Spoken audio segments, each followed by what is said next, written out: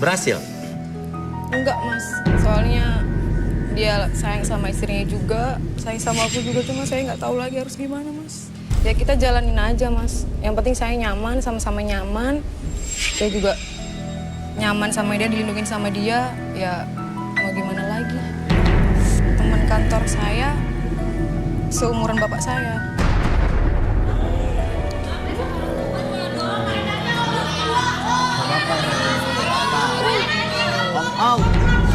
Jadi apa, balas dendam apa gimana nih? Saya tuh kangen banget mas, pengen dapet kasih sayang dari bapak. Makanya saya pacaran sama orang yang seusianya kayak bapak saya.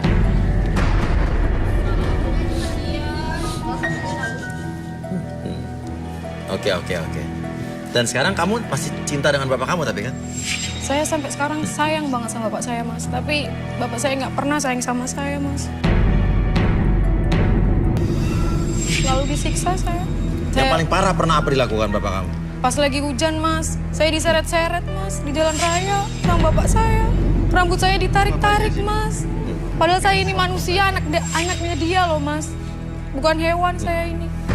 Digeret-geret di jalan, rambut lo ditarik gitu? Iya mas, bayangin aja itu rasanya gimana mas. Gara-gara apa? Gara-gara saya lagi di dapur mas, nggak sengaja saya pecahin piring. Bapak saya langsung marah-marah mas. Ya Allah. Iya. Oke, Arbi, mungkin bisa dibalikin, Bi. Oke, sekarang tarik nafas dulu lewat hidung, keluarkan lewat mulut. Oke, apapun yang kamu rasakan di masa lalu, oke, buang segala sesuatu yang negatif dalam pikiran kamu dan biarkan buang rasa dendam, rasa marah, dan biarkan netralisir kembali apapun yang kamu rasakan dalam hati kamu, dalam perasaan kamu, dan biarkan ketika kamu merasakannya dari mulai sekarang dan seterusnya membuat diri kamu menjadi lebih semangat, lebih percaya diri, dan lebih luar biasa dari sebelumnya. 1, 2, dan 3.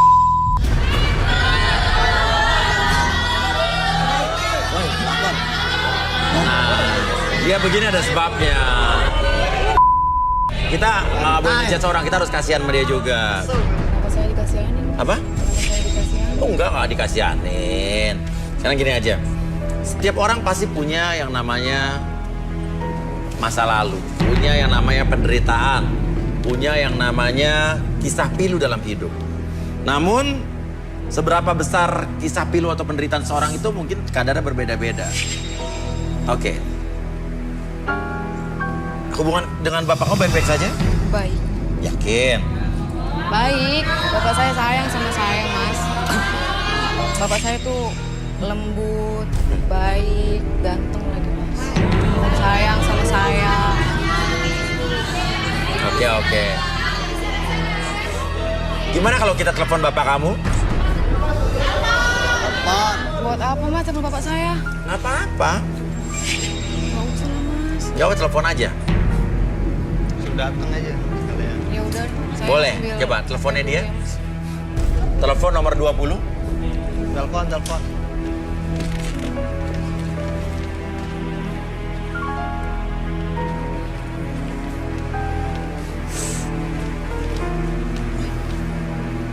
Bisa di speaker. Iya mas. Speaker. Oke. Wah. Handphonenya dari Uya Selular. Halo. Halo Pak. Ya, kenapa emang? Bapak di mana Pak? Lagi di Menteng nih, lagi kerja. Pak, bisa minta ke sini sebentar nggak Pak? Aduh, orang lagi kerja sih. Sebentar. Ada apaan sih? Sebentar aja Pak, ke Antv sebentar ya Pak. Ya, udah, Pak. ya, sebentar, tunggu. Ya udah, Niki tunggu ya. Mau di mana? Di Antv Pak, di epicentrum ya Pak. Aja. Nanti syutingnya di sana ya. Dalam ur.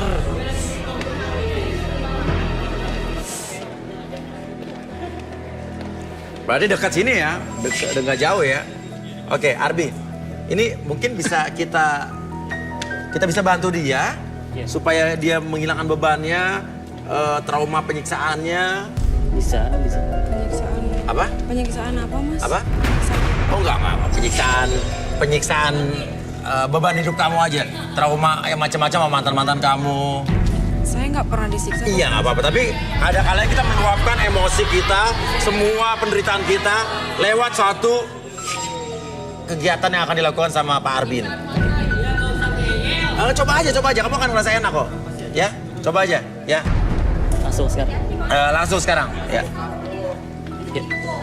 Oke, ini adalah satu ruangan di mana ruang pelampiasan emosi, di mana ini juga sebetulnya bisa dilakukan, tapi di tempat yang benar, di tempat yang tepat, ya, dan didampingi oleh seseorang yang profesional.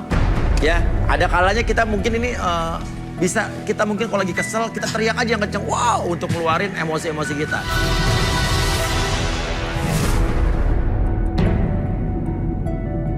Oke, sini Niki, di sebelah sini. Oke, sekarang kita berada di ruang emosi ya, ruang di mana kita akan melakukan sesuatu yang di mana kita akan meluapkan beberapa emosi dari Niki. Sebenarnya ketika kita punya trauma di masa lalu, itu akan berhubungan dengan emosi ataupun tingkah laku dan kehidupan sosial nantinya di masa depannya. Jadi yang akan kita lakukan adalah mengeluapkan emosi yang tersimpan dalam pikiran kita di masa lalu. Terkadang ketika kita menjadi korban di masa lalu, terkadang kita pun akan jadi pelaku di masa depannya. Yang terjadi di kehidupan sekarang masyarakat seperti itu. Dan cara menanggulanginya biasanya kita harus meluapkan berbagai macam emosi yang kita rasakan dalam hati dan pikiran. Di sini ada beberapa benda yang bisa Niki hancurkan dan biarkan nanti saya bantu akses emosi tersebut dan biarkan Niki hancurkan sekuat tenaga ataupun sekuat emosi apapun yang munculkan Niki bisa hancurkan. Sekarang fokus di sini, kita pegang. Boleh tutup mata dulu bentar aja. Sambil tutup mata sekarang, saya bantu akses emosi yang Niki munculkan di masa lalu. Munculkan kembali ketika saya hitung 1 sampai 5. Munculkan segala sesuatu yang Niki percaya bahwa itu adalah emosi, rasa dendam, kebencian ataupun keresahan yang terjadi di masa lalu. 1, munculkan kembali. Munculkan emosinya semakin lama semakin besar. Dan ketika munculkan emosi tersebut, entah kenapa sekarang dalam pikiran dan perasaan Niki dari ujung kepala sampai ujung kaki, emosi tersebut makin lama tuh makin memuncak dan biarkan dari seluruh aliran darah Niki dari ujung kepala sampai ujung kaki emosi tersebut lebih muncul dari sebelumnya. 2, 3, 4, dan 5. Silakan hancurkan benda-benda di sekitaran Niki, buka matanya, hancurkan, lebih hancur lagi dan biarkan ketika menghancurkan, lebih hancurkan benda-benda tersebut, hancurkan lebih kencang lagi, keluarkan emosinya tersebut. Lebih hancur lagi. Buang segala macam amarah, dendam, pikiran Niki dan biarkan rasa gelisah dan pikiran tersebut menjadi lebih muncul dari sebelumnya. Rasa dendam tersebut lebih nyata dan biarkan ketika Niki tersebut, emosi tersebut berkurang sedemikian rupa dan lebih hancur dari sebelumnya dan biarkan ketika Niki menghancurkan benda tersebut menjadi semakin rapuh, munculkan kembali.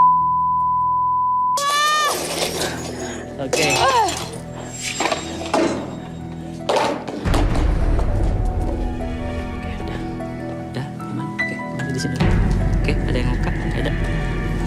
Sekarang cooling down dulu. Tarik nafas lewat hidung, keluarkan lewat mulut. Lebih nyaman, boleh dibuka ini dulu deh.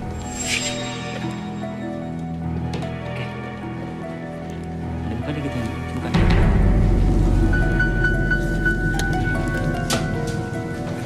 Kamu fokus ke sana. Boleh merem, boleh. Apapun yang Niki rasakan mulai sekarang dan seterusnya, Niki berhak lebih bahagia, Niki berhak lebih tenang, lebih nyaman, dan Niki berhak untuk memaafkan orang-orang di sekitaran Niki dan buang jauh-jauh rasa dendam, rasa iri, rasa dengki, ataupun Niki punya kegelisahan, keresahan, ataupun rasa yang kurang nyaman dalam pikiran dan perasaan Niki. Biarkan mulai sekarang dan seterusnya, setiap tarikan dan hembusan nafas Niki, maafkan segala sesuatu yang terjadi di masa lalu, maafkan kesalahan Niki di masa lalu, ataupun maafkan kesalahan-kesalahan orang lain yang pernah menyakiti Niki, dan biarkan mulai sekarang dan seterusnya Niki berhak bahagia, Niki berhak percaya diri dari sebelumnya, dan Niki berhak semangat, dan biarkan kehidupan sosial Niki menjadi lebih luar biasa, lebih baik kembali. Dan mulai sekarang dan seterusnya setiap kejadian apapun yang terjadi di masa depan, biarkan itu menjadi sebuah pelajaran yang berharga bagi Niki, dan biarkan mulai sekarang dan seterusnya tarik nafas lewat hidung, keluarkan lewat mulut. Apapun yang terjadi ketika saya hitung 1 sampai 3, semuanya kembali seperti semula, membuat Niki lebih tenang, lebih nyaman, bahkan lebih percaya diri dari sebelumnya. 1, lebih bahagia, 2, lebih tenang, dan 3, buka matanya secara perlahan, membuat Niki lebih tenang, lebih bahagia dari sebelumnya. Dah, selesai. Kita balik ke studio. Mudah-mudahan ini bisa mengurangi beban atau trauma yang ada di dalam diri Niki ya. Niki, apa rasanya? Tenang mas. Tenang. Lega banget. Lega. Selama ini berarti kamu nggak tenang, nggak lega. Oke, nggak usah ngomong-ngomong nggak usah. Oke, sekarang Niki di sini. Oke. Nah. Oke. Dan tadi kita sudah sama-sama lihat apa yang dilakukan Niki dan ini siapa ini?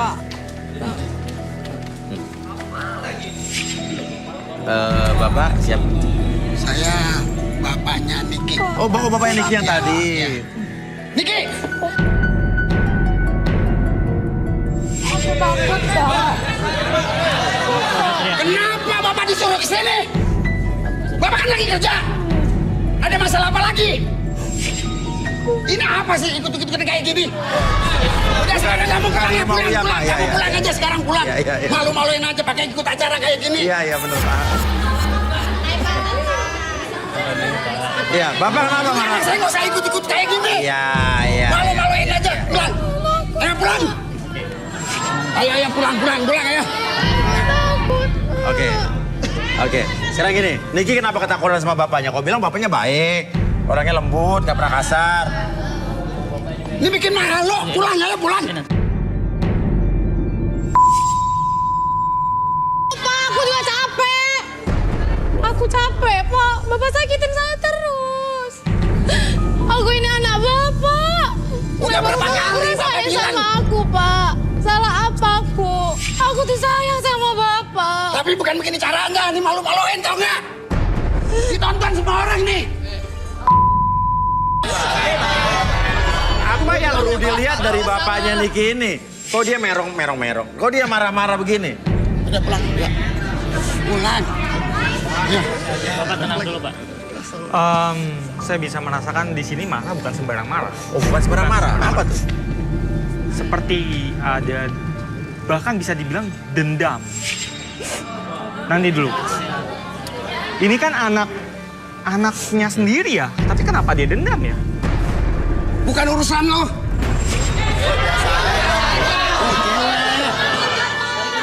Aku sayang sama bapak. Sama bapak. Memang ada beberapa orang tua yang mendidik anaknya keras. Seperti sering dimarahin, tapi itu dengan tujuan sayang. Tapi Iya. yang satu ini benar-benar karena dendam. Atau mungkin kita bisa relaksasi mungkin?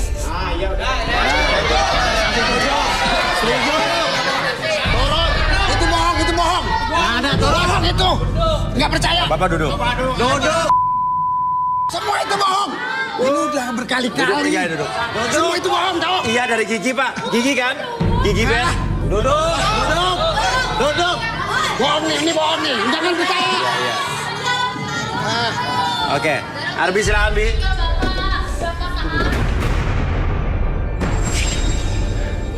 Oke, Bapak masuk dulu dalam kondisi relaksasi. Apapun yang Bapak rasakan ketika saya itu 1-3, bukan matanya pada hitung ketiga 1, 2, dan 3. Masuk dalam kondisi relaksasi, lebih tenang, lebih nyaman. Apapun yang Bapak rasakan, membuat Bapak lebih tenang, lebih nyaman. Dan biarkan apapun yang terjadi nanti, setiap siapapun yang bertanya sama Bapak akan menjawab setiap pertanyaan tersebut dengan sejujur-jujurnya, lebih tenang, lebih nyaman ketika bercerita 1, 2, dan 3. Bukan matanya, fokusnya ke depan. Bapak, bener Bapak dendam sama anak Bapak sendiri? Iya dendam dong. Woi, biasa dong. Woi. Baru ditanya sedikit. Gara-gara Niki, istri saya meninggal. Kenapa Pak? Itu dokter bilang waktu melahirin Niki, pilih ibunya atau Niki yang meninggal. Tapi ibunya nggak mau. Gimana nggak dendam?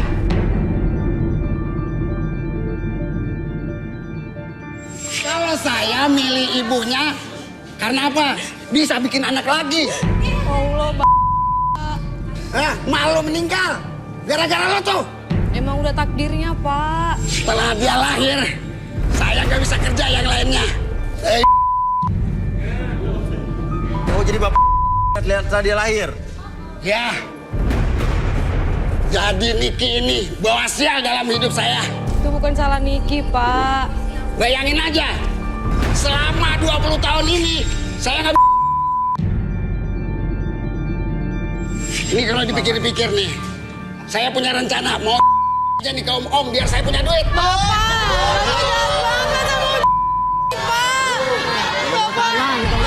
Niki anak bapak, masa bapak mau Niki, Pak? Ya udah. Oke, balikin Pak. Oke. Agak mungkin bisa di suges dulu di tangan bapaknya bisa mungkin nggak menghubungkan antara kematian istrinya dengan kelahiran Niki mungkin. Oke. Pak, tarik nafas lewat hidung, keluar lewat mulut. Oke, relax, lebih tenang, lebih nyaman. Oke, apapun yang Bapak rasakan sekarang lebih menetralkan dalam kondisi hati Bapak. Mulai sekarang dan seterusnya, apapun yang terjadi di masa sekarang ataupun di masa lalu, mulai sekarang dan seterusnya, Bapak bisa mencari nafkah dengan secara luar biasa, lebih semangat, lebih percaya diri, dan biarkan Bapak maafkan kesalahan apapun yang terjadi di masa lalu, dan Bapak pun akan memaafkan yang terjadi yang menyakiti hati Bapak, dan biarkan segala sesuatunya menjadi netral kembali, dan biarkan Bapak menjadi lebih tenang, lebih nyaman, dan netral kembali. Atur nafasnya, atur emosinya, menjadi pribadi yang lebih baik mulai sekarang dan seterusnya. 1, 2, dan 3. Bapak, maafin Niki, Pak. Niki nggak tahu kalau itu yang buat Bapak benci sama Niki. Kalau Niki bisa, biar Niki yang mati, Pak. Niki minta maaf.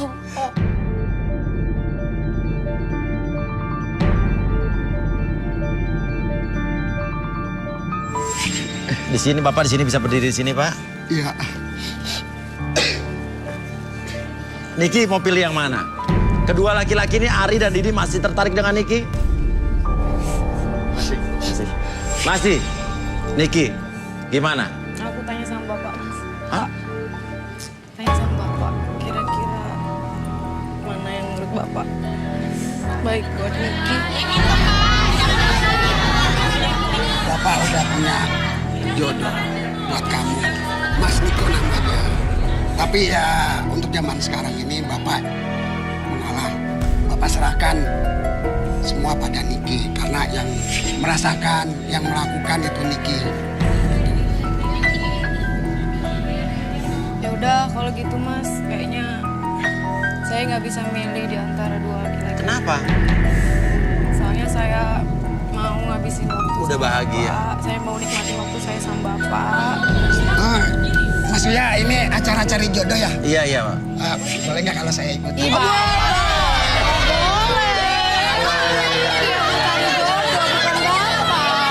Buat gantiin ibu kamu. Nggak boleh, Pak. Nggak boleh. Mas, ya udahlah, Mas. Dorong saya, Mas. Apa? Kalau misalnya ada di sini, mana yang Bapak suka? Pak. Nomor 14 mirip ibunya Niki yang sudah meninggal. Oh, 14 dari ibunya Niki yang udah meninggal. Boleh ya? Nggak boleh, Pak. Boleh. Sini dulu sini. Mengobati kerinduan. Kenalan aja ya. Ayo.